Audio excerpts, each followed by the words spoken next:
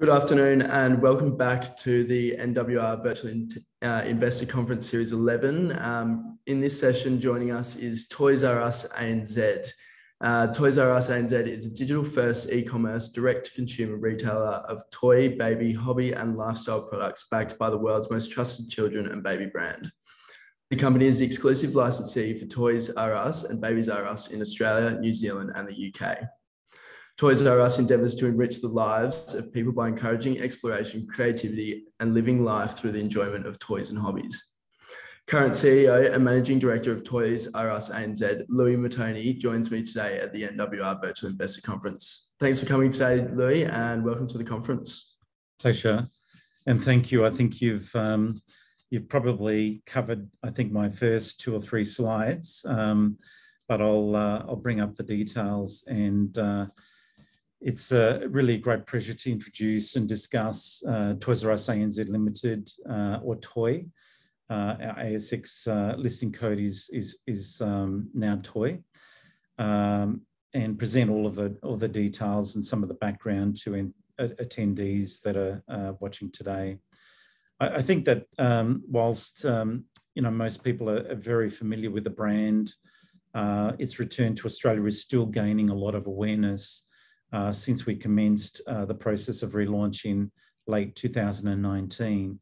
And just a very, very brief background is that in 2018, the previous incarnation of Toys R Us in Australia closed around about April and May 2018. We acquired the rights to operate Toys R Us, Babies R Us, and a number of other associated IPs in late 2019. And I'll also cover off on a few other points within the business. Sorry, just giving a little bit more of a background and reiterating a couple of the points that you just made, Banjo. That Toys R Us ANZ Limited is the exclusive licensee for Toys R Us, Babies R Us and associated IP. And that IP is predominantly private label brand, Geoffrey the Giraffe and a whole range of other intellectual property that's associated with the global brands. And that exclusivity is for Australia and New Zealand. We are a digital-first e-commerce direct-to-consumer retailer of toy, baby, hobby, and lifestyle products. So it's not just toys, it really does include baby and hobby. And I'll discuss some of the other points in relation to that in a couple of slides coming up. So I think I'd like to really briefly recap some of the main milestones for the business over the past 18 months in particular. Firstly, the company, or the Hobby Warehouse Group, was acquired by Funtastic Limited, which was already listed on the stock exchange, and that included those exclusive license rights to operate Toys R Us, Babies R Us in Australia and New Zealand. We commenced restructuring of the toy distribution operations in early 2020.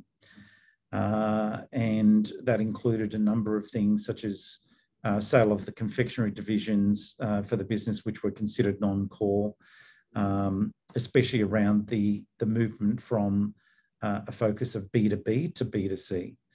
There were a number of other transactions through that period, such as the sale of Chill Factor IP in July. In June, because of a lot of changes within the business, and some of these changes within the business in moving from B2B to B2C had really been flagged a number of years prior in the Funtastic Limited business. But because of that change through early 2021, we decided to rename the company to Toys R Us ANZ Limited, and that really was to reflect the company's increasing focus on B2B and those retail pillars. a few things happened through July and August 2021, but the first one, or one of the first ones that we announced, was that we signed an arrangement to build and lease a purpose-built, state-of-the-art, just under 20,000 square metre warehouse and distribution facility, and that will include our head office operations, from where we'll operate most of our operations in Australia, New Zealand, and other regions as well.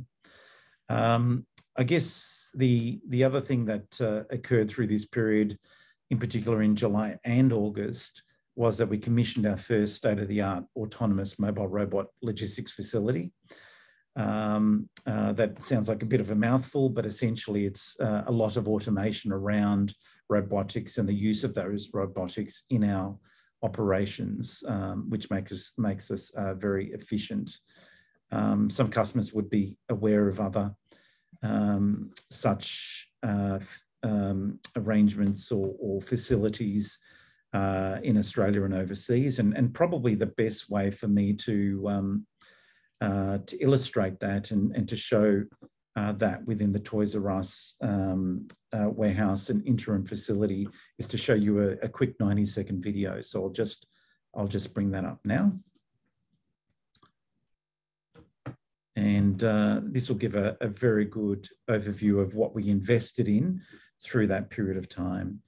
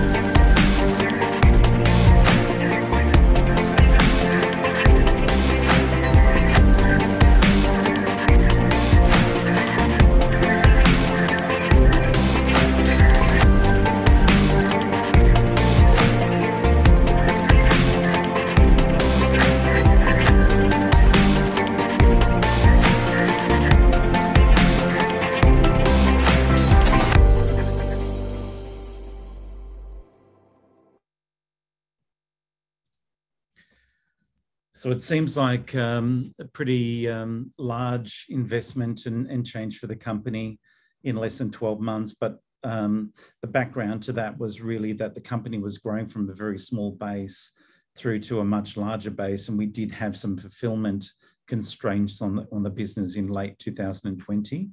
And so this was a very important facet to that growth that we had planned through last year and through this year as well. In October, a very significant announcement was made where Toys R Us ANZ Limited signed a landmark, very long-term exclusive license agreement also to operate Toys R Us, Babies R Us, and all of that associated IP in the United Kingdom. And to put that into context, we expect the United Kingdom to be at least 2.5 to 3 times the size of Australia and New Zealand. I guess a couple of other very quick milestones is that we experienced very strong order growth through October and through to January. We reported those recently in February and March in our ASX releases. And a very significant upgrade and change within the business through February and March, and also through part of April, was really that we closed down operations to migrate our ERP, warehouse management systems, accounting systems, so that we would be ready for the future growth of the company. Expanding into the UK, we have to have multi-tenant, multi-currency, multi-tax jurisdiction ability, and so a lot of that investment was completed through February through to early April, sorry. So I guess really the story so far, I'll just focus on a couple of elements here. The strategy is very much around being digital first, and we're aligning that strategy really with how we feel shoppers will be purchasing in 5 years and 10 years time, and how, you know, we believe that's going to evolve over that period of time. In terms of our investment and strategy over the medium term, we're developing a low cost of doing business using facilities, as I just illustrated with the autonomous mobile robots, having very centralized, efficient operations, incorporating that type of state-of-the-art logistics technologies. Many of our advantages include, of course, that you know, Toys R Us and Babies R Us are what I believe to be the world's best and most loved and trusted children's and baby brands in the world. That helps us to improve conversions and market recognition. The other thing that we have, which is quite unique to a company such as ours, is that there is an unbroken demographic journey. And what I mean by that is because we have Babies R Us, where we're really taking people on that journey from Babies R Us, from newborns through to, you know, 2 or 3 years of age, 5 years of age, and then Toys R Us from toddlers through to teenagers or even adults, and Hobby Warehouse, which takes us from teenagers all the way through to retirement. So we have that unbroken demographic journey, as opposed to others who might only interact with their customers for, you know, from toddlers through to age 3, for example. So whilst our focus is really on structuring and establishing you know, the strong foundations for the long-term success of the company at this early stage, we've already experienced some early encouraging trading results.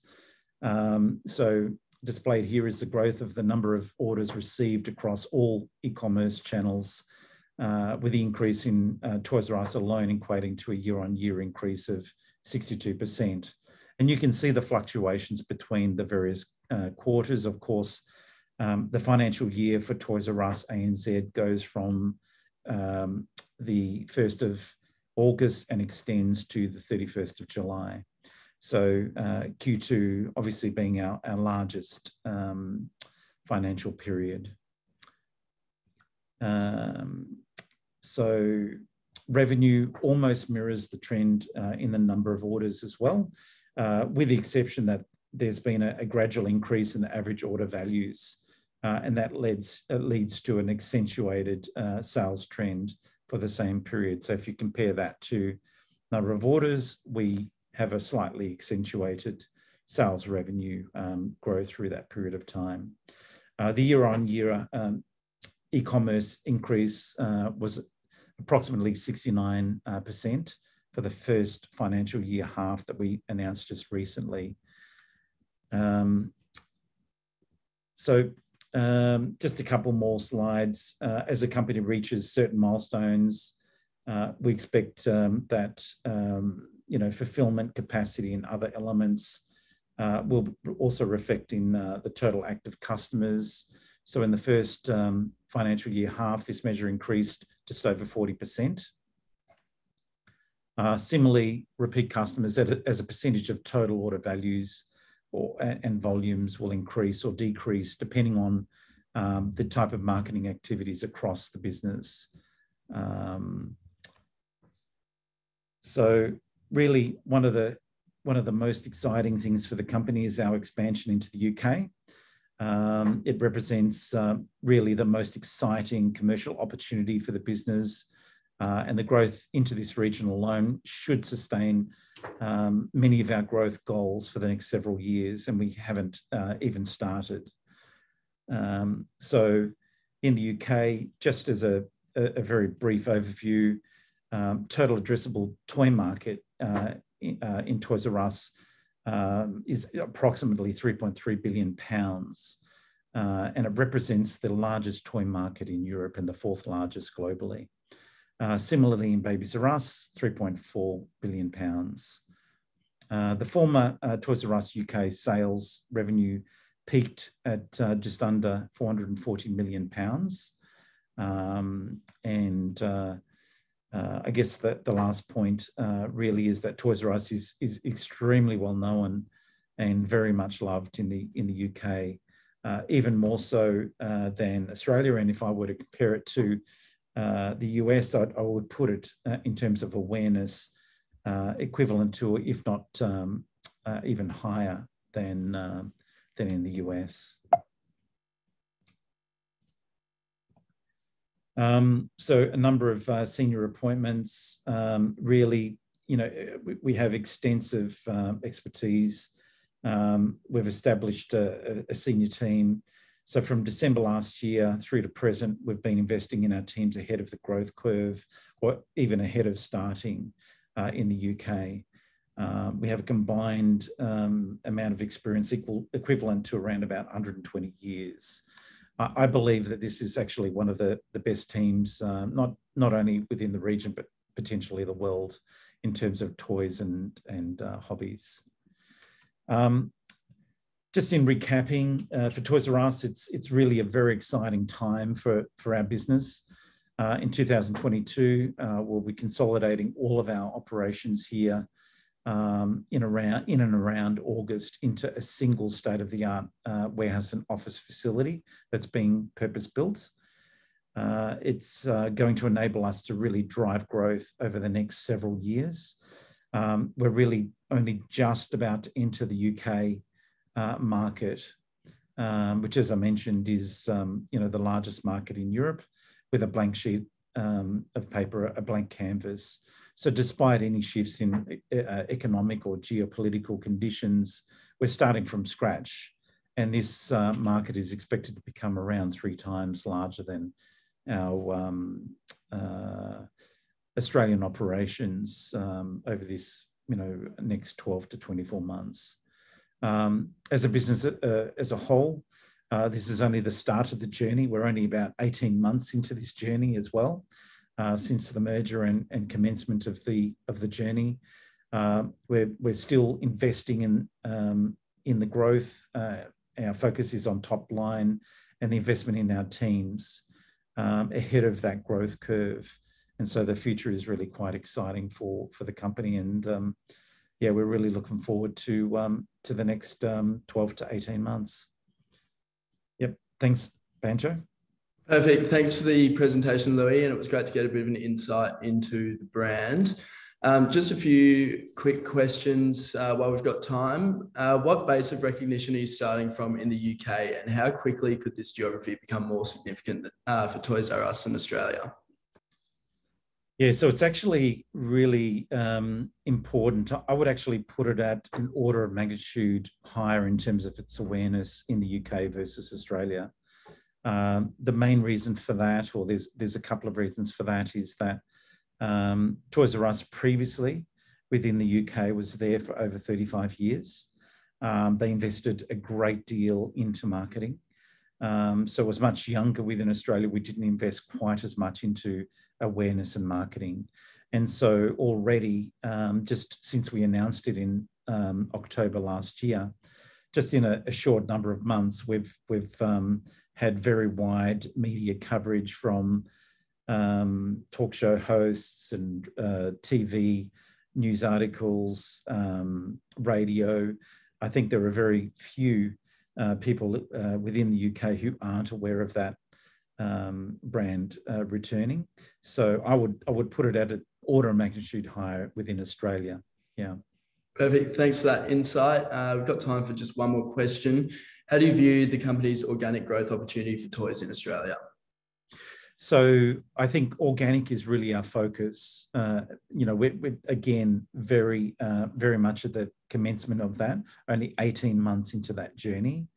We planned a number of projects, how we would deploy capital. And a lot of that I've just shown you in terms of the autonomous mobile robots, the new DC. So we haven't even moved into the new DC, which we're expecting to be around August this year. So all of that growth will really extend for a number of years. So probably another 3 or 4 years of organic growth alone within Australia and New Zealand as well. Perfect. Thanks for your time today, Louis, and thanks for attending, everyone. Appreciate your time. Thank you. Pleasure. Thank you.